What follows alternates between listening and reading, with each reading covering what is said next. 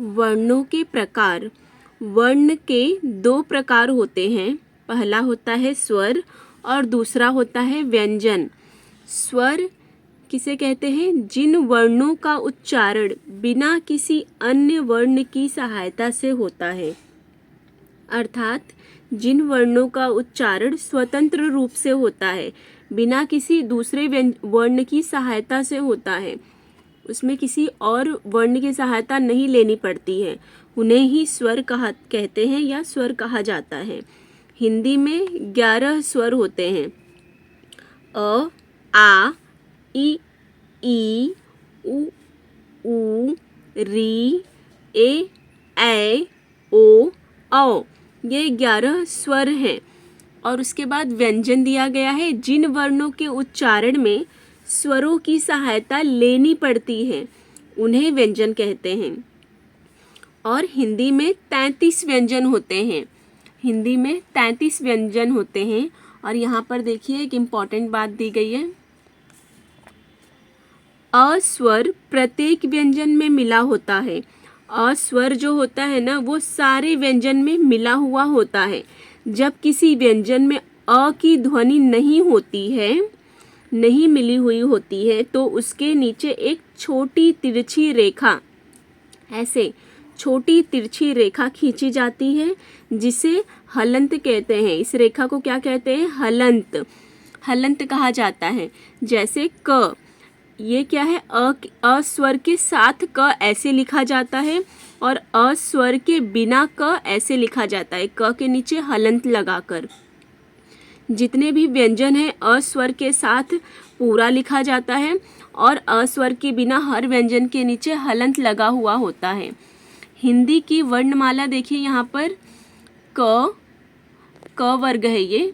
क वर्ग में है क, ख, ग, घ, अंग।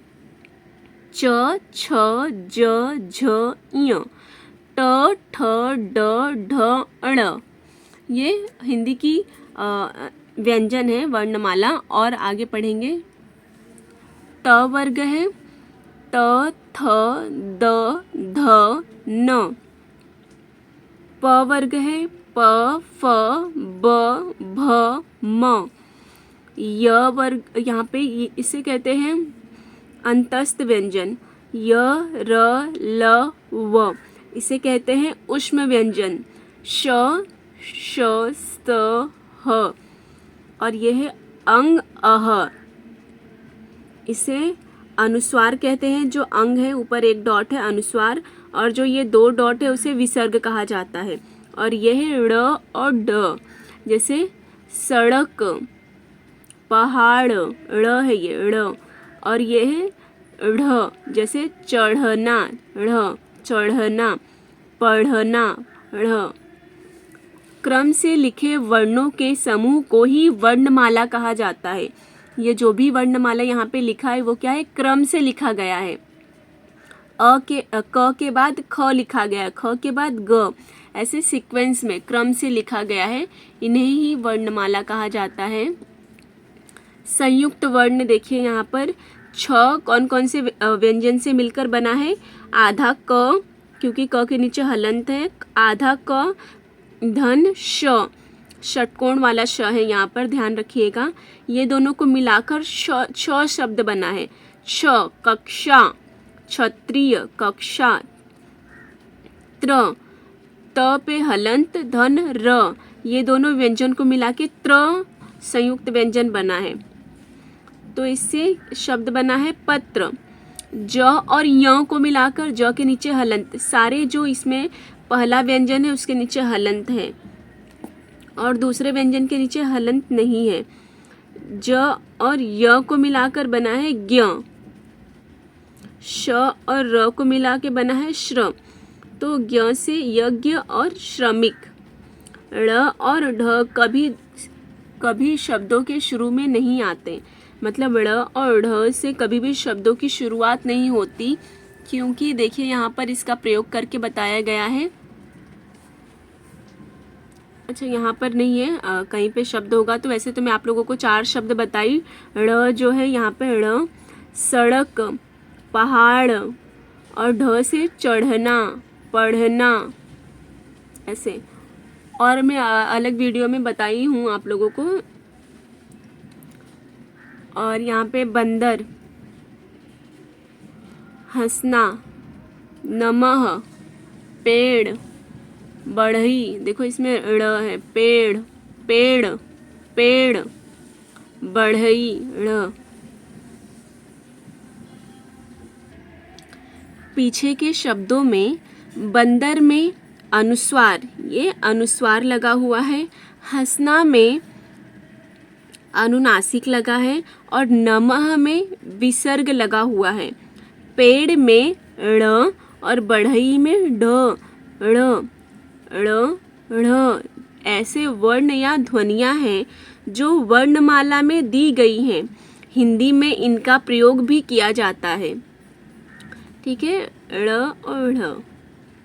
और ये एक डॉट है जो अनुस्वार कहलाता है, और चंद्रबिंदु अनुनासिक, और ये जो 2 डॉट है वो विसर्ग कहलाता है हिंदी में। इस छोटे से वीडियो में मैं आप लोगों को समझाने की कोशिश की हूँ। यहाँ से आप लोग देखिए, शॉर्ट में दिया गया है। और भी वीडियो है मेरा हिंदी व्याकरण पे, आप लोग को अगर कुछ कोई भी टॉपिक के ऊपर पढ़ना है तो वहाँ से सर्च करके पढ़ सकते हैं मेरे चैनल से। यहाँ पर वे ध्वनियाँ जिनके टुकड़े नहीं किए जा सकते, वे ध्वनियाँ जिनके और टुकड़े नहीं किए जा सकते, वो ध्वनियाँ वर्ण कहलाती है। जैसे हम लोगों ने नहर शब्द को, शहर शब्द को, शब्द के वर्णों को अलग अलग करके लिखा। उन वर्णों के मतलब उन शब्दों का और हम लोग टुकड़ा नहीं कर सकते जो अलग अलग करके लिखे। इसके बाद है वर्ण को अक्षर भी कहते हैं। जो वर्ण है उसे अक्षर भी कहा जाता है। वर्ण भाषा की सबसे छोटी इकाई होती है। वर्ण जो होती है वो भाषा की सबसे छोटी इकाई होती है। वर्ण के और टुकड़े नहीं किए जा सकते।